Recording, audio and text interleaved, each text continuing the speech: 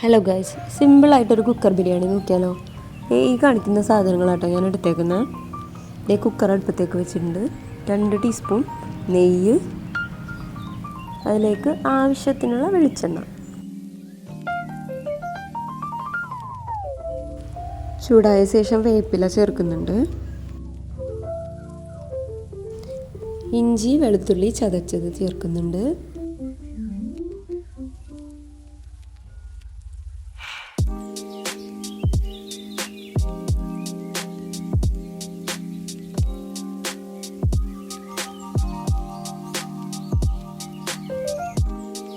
ഇതിലേക്ക് 2 പച്ചമുളക് നീളത്തിൽ അരിഞ്ഞത് ചേർക്കുന്നുണ്ട്.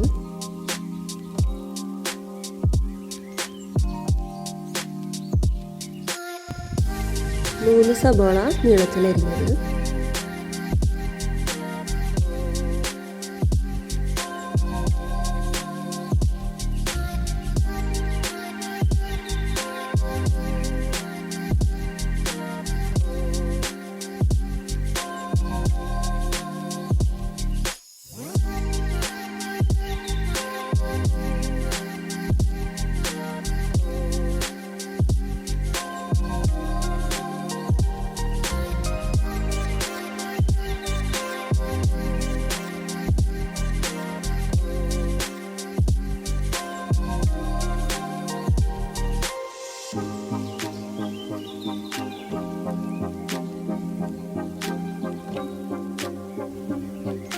ലേശം ഉപ്പ്,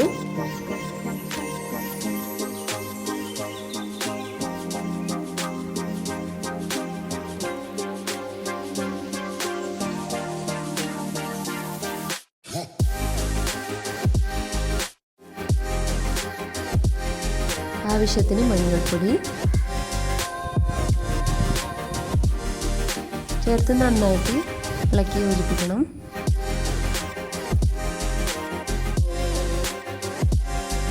സവാള നന്നായി വാടി വരുമ്പോൾ തക്കാളി ചേർത്തിളക്കാം.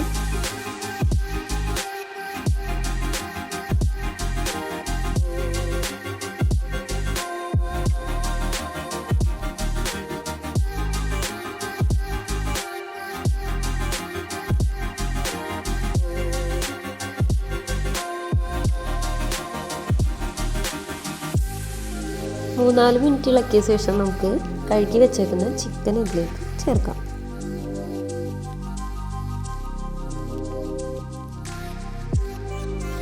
ചിക്കൻ ചേർത്ത് നന്നായിട്ട് ഇളക്കി യോജിപ്പിക്കണം.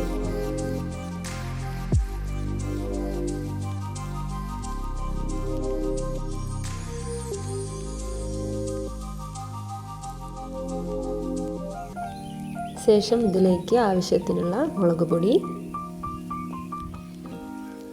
പൊടിച്ചു വെച്ചേക്കുന്ന മസാല, ആവശ്യത്തിന് ഉപ്പ് ചേർത്ത് നന്നായിട്ട് ഇളക്കാം. ഇനി കഴുകി വെച്ചേക്കുന്ന ബിരിയാണി റൈസ് ചേർക്കാം.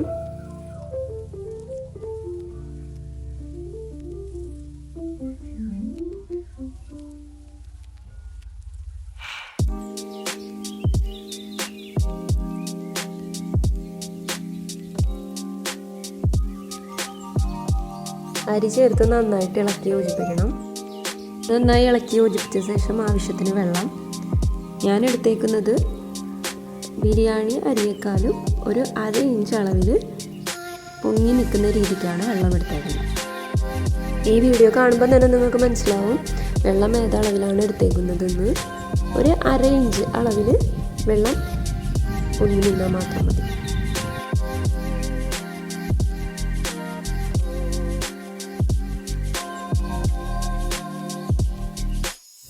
വെള്ളമൊഴിച്ച് നന്നായിട്ട് ഇളക്കി യോജിച്ച ശേഷം ഉപ്പ് കുറവുണ്ടെങ്കിൽ നമുക്ക് ആവശ്യത്തിനുള്ള ഉപ്പ് കൂടെ ചേർത്ത് നമുക്ക് കുക്കർ അടച്ചു വയ്ക്കാവുന്നതാണ്.